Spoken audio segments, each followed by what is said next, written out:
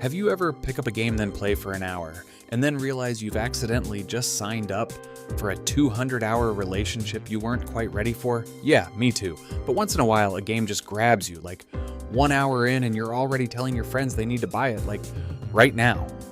That's exactly what we're talking about today.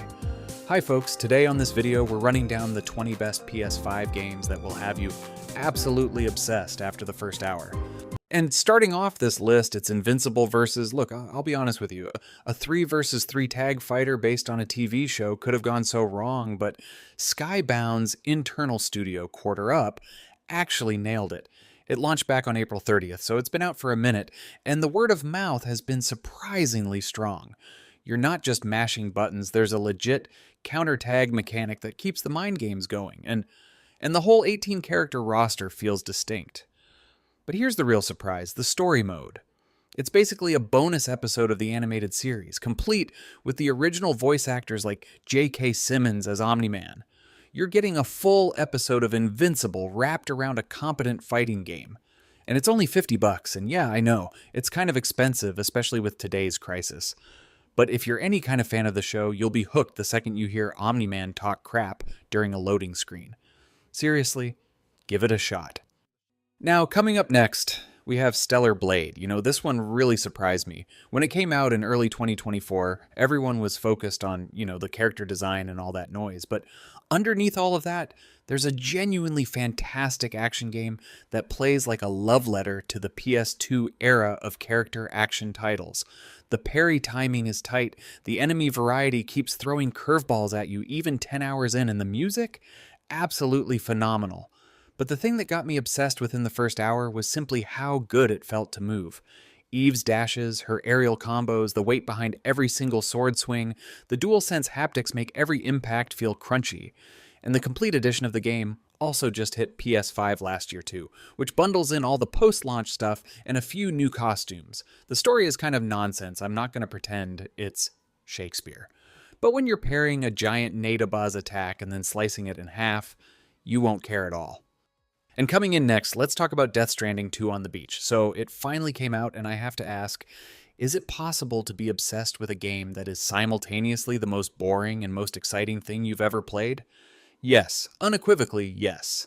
The first hour is classic Kojima, a 3-hour-long cutscene that makes absolutely no sense until 2 days later when your brain finally decodes it.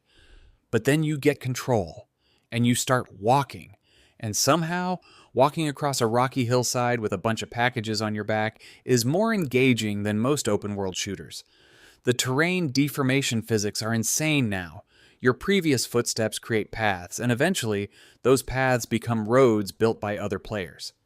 You don't fight for territory, you build connections. It's such a weird, unique, and deeply human premise. And by the time you've built your first zipline network and you're flying across the map, you realize Kojima has done it again. Weird. Wonderful. Totally obsessed. Next on the list, it's Pacific Drive. You know, this game is probably the most stressful driving game that doesn't involve a single police chase. Remember when survival games were just about not starving? Yeah, forget all of that. You are trapped in the Olympic exclusion zone.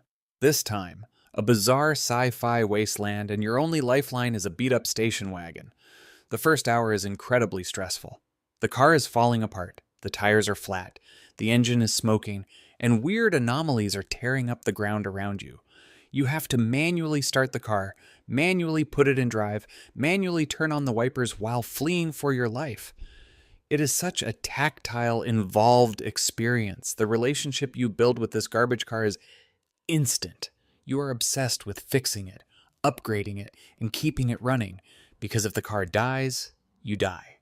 It is a completely unique gameplay loop. And coming in next, we have Demon's Souls. You know, this is the game that started it all back in 2009, but Bluepoint's remake on PS5 is still, almost 6 years later, one of the most visually stunning games on the system. And they just put out a surprise update last year that added some new texture options and a permadeath mode for the sickos out there. The thing that gets you obsessed here isn't a bombastic set piece, it's the tension. In the first hour, you will die, probably a lot. But the game teaches you something immediately. Death isn't failure, it's a mechanic. You die, you respawn, and you know exactly where that trap was or where that enemy is hiding. The level design is a masterclass in, wait, this loops back to where? Every time you unlock a shortcut, you feel like a genius. And on PS5, with those 3D audio binaural headphones, you can hear the clanking armor of a knight around a corner before you even see him. It's unnerving, it's challenging, and once it clicks, you'll never look at difficulty the same way again. And moving on, we have Returnal. Housemarque has been making arcade shooters forever, but this was their big leap into the big leagues, and they absolutely crushed it. It's a roguelite, which means every time you die, you start over on the alien planet Atropos with nothing but your pistol. But the first hour of Returnal is probably the most intense introductory period in any PS5 game I've ever played. The atmosphere is thick, the creature designs are straight out of a cosmic horror fever dream, and the guns feel incredible. It's the DualSense implementation that really seals the deal, though. The haptic feedback mimics the alternate fire charging up, and the adaptive triggers have a breakpoint, where you click past the resistance for a different fire mode. It's not a gimmick, it genuinely changes how you approach combat. The story is this heartbreaking mystery about loss and grief, but you don't even get to that in the first hour. In the first hour, you're just trying to survive a hostile alien ecosystem that wants you dead, and you're loving every second of it. Next up, we have Marvel's Spider-Man 2. So this is the big one. Insomniac's follow-up, and honestly, the first hour is a tech demo. You're fighting Sandman, who is roughly the size of a city block, and the PS5 just doesn't slow down. But the moment that makes you obsessed isn't the spectacle, it's the speed. Swinging as Peter is great, but then you get to play as Miles, and his Venom powers add this electrifying punch to combat. And then, after the prologue, you unlock the web wings. Suddenly, instead of just swinging between buildings, you're gliding through wind tunnels at 100 miles per hour. The traversal alone is worth the price of admission. It's so fluid and fast that fast travel becomes completely pointless. The story is the classic Peter and Miles dynamic, and yeah, they went a little heavy on the symbiote content, but that's not the point. The point is that within the first hour, you will feel like the absolute apex predator of New York City. Now, next on the list, we have Baldur's Gate 3. Look, I did not expect to be obsessed with a hardcore tabletop RPG, but the opening of this game is completely insane. You wake up on a flying flesh ship, piloted by mind flayers, there are dragons attacking it, and you have to fight your way to the controls while the ship is crashing. The game gives you total freedom immediately. Want to try to kill the incredibly powerful demon boss in the tutorial just to steal his sword? You can do that. Want to shoot a gas tank and blow yourself up by accident? You can do that too. By the time you crash land on the beach, you realize the game will actually react to any crazy idea you come up with. That level of freedom is intoxicating. And up next, let's talk about Split Fiction. You know, Hazelight Studios is the only developer I trust to make mandatory co-op games. It Takes Two was incredible, but Split Fiction, which launched back in March of 2025, might actually be better. The premise is genius. Two writers, one writes sci-fi, one writes fantasy, get trapped in a machine that forces them to live inside each other's stories. So one minute you're riding a dragon through a fantasy castle, and the next minute you're using a grappling hook to escape a futuristic dystopia. The first hour throws you right into the deep end. No tutorial, just here's your friend, here's a portal gun equivalent, figure it out. And the way the two genres mash up is incredible. The fantasy writer has a sword and a grappling vine. The sci-fi writer has a laser blaster and a jetpack. You have to use both kits simultaneously to solve puzzles. If you have a friend to play with, this is a non-negotiable purchase. The heart of the story is surprisingly touching too, for a game that forces you to throw telekinetic barrels at robots. So next on the list we have Prince of Persia, The Lost Crown. So this one came out in 2024, and I feel like nobody talked about it enough. This is a pure, unadulterated Metroidvania. You play as Sargon, a warrior part of a group called the Immortals, and you're trying to rescue the prince. The hook here is the movement and the parry. The combat is snappy, but the platforming is the star. You get this ability called the Rush of the Simurgh that lets you create a phantom of yourself that you can teleport back to. It sounds simple, but the puzzle designers go absolutely insane with it.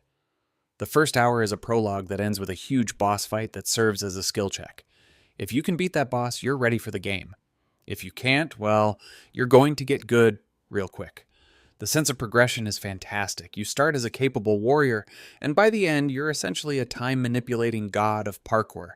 Definitely check this one out if you're a fan of Hollow Knight or Metroid Dread. Coming in next, it's Monster Hunter Wilds. Look, I've put embarrassing hours into this franchise. World was a breakthrough, Rise was great on the go, but Wilds is the one that finally understands that nobody likes the early game grind. It launched last year, and the first hour is just pure adrenaline. You're not gathering herbs for 45 minutes. You're dropped into a massive, seamless desert, and within 10 minutes, you're hunting a giant frog lizard thing with a greatsword the size of your entire body. The Secret Mount is a game changer. You can call it to pick you up off the ground, and it auto-runs to your target while you sharpen your weapon or heal. The combat has never felt this fluid. Every weapon has new moves, and the hit feedback is genuinely meaty. The story is Monster Hunter story, meaning it's basically just an excuse to fight bigger and bigger monsters. But that's all we want, isn't it? The loop is so tight. Kill monster. Make pants from monster. Use pants to kill bigger monster. Addiction. Pure, simple addiction. Now, next up we have Resident Evil 4. The remake, obviously, that came out a few years ago, but with the Separate Ways DLC and the recent PS5 Pro update, it's still the gold standard for survival horror action. The original Resident Evil 4 basically invented the over-the-shoulder shooter. The remake respects that legacy, but updates literally everything. Leon feels heavier, more grounded. The knife now has durability, which sounds annoying until you realize it turns every encounter into a resource management problem. Do I waste my knife durability on this parry, or do I just eat the hit and use a healing item? Within the first hour, you're at the village, and the bell rings, and the chainsaw guy shows up, and suddenly you're running for your life, throwing grenades and shooting barrels. It's chaotic. It's scary. It's also secretly one of the funniest games ever made, because Leon's one-liners are so bad they're amazing. Where's everyone going? Bingo? It's so stupid. I love it.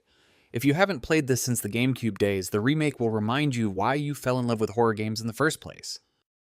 So, next on the list, it's Astro Bot. And before you say it, no, this is not just a tech demo. Astro's Playroom was cute, but Astro Bot is a full-blown 3D platforming masterpiece on par with Super Mario Odyssey. The first hour is pure joy. You land on a new planet, and the DualSense becomes a literal spaceship in your hands.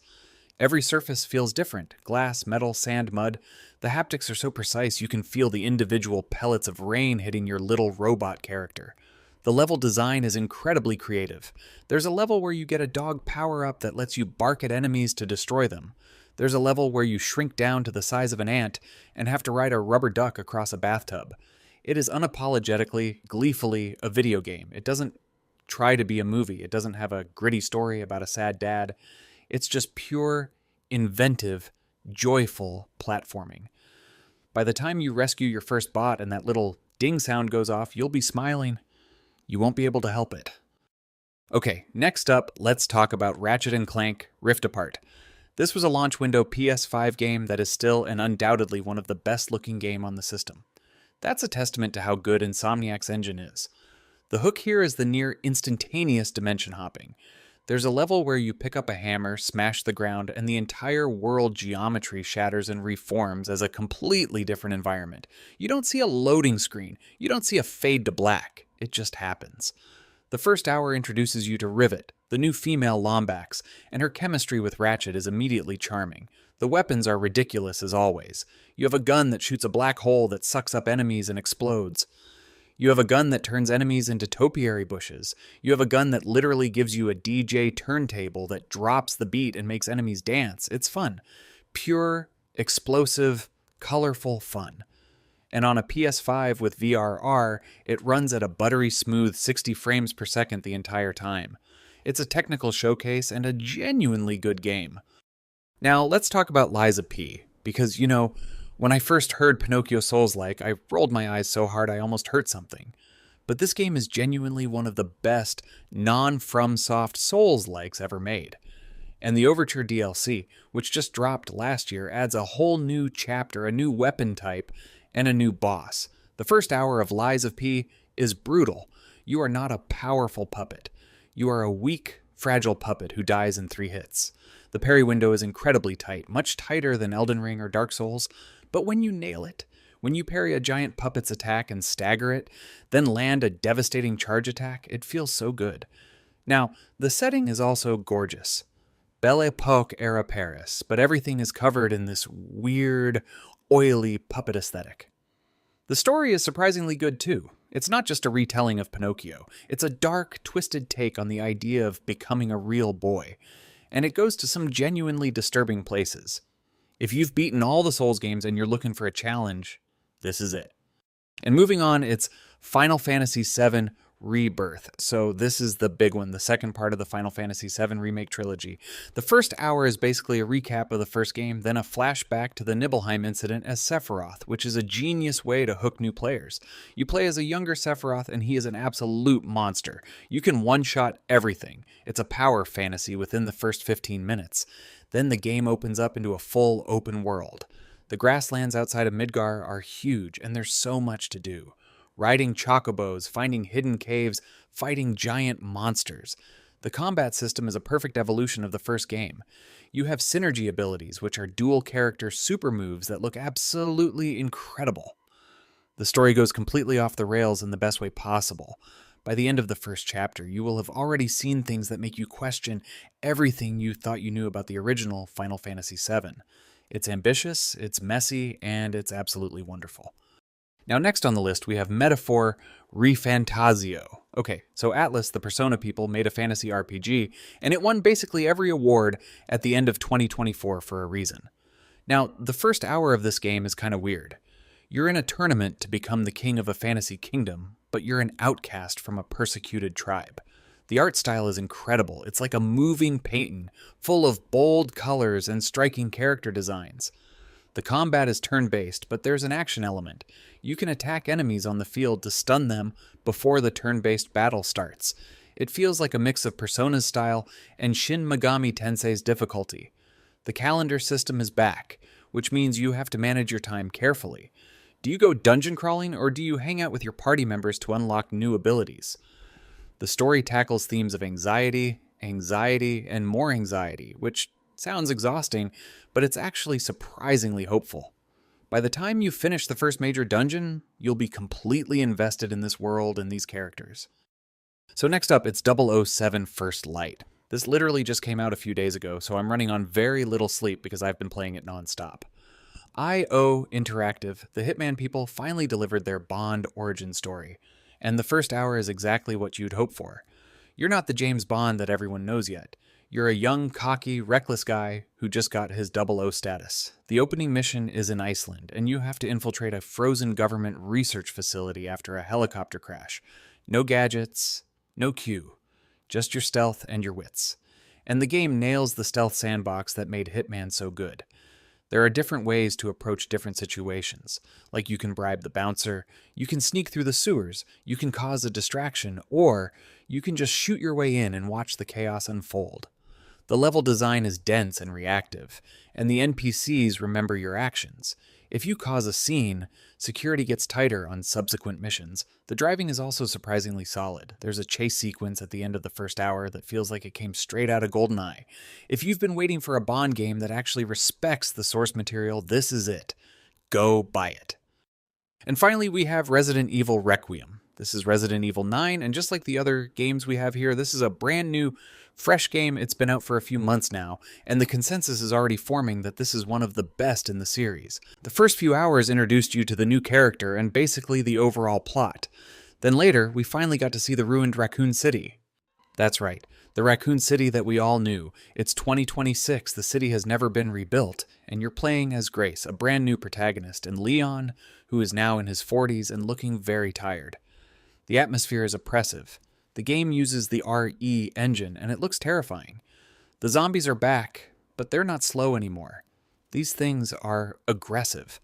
The first hour is essentially a stealth section, where you have to avoid a massive, unkillable, tyrant-type creature that stalks you through the streets. The sound design is insane. You can hear it breathing. You can hear its footsteps echoing off the broken buildings. And the story has a huge twist early on that I won't spoil, but the internet went absolutely nuts when the game launched. It sold 6 million copies in its first couple of weeks. If you like Resident Evil, this is essential. And even if you don't, this might convert you.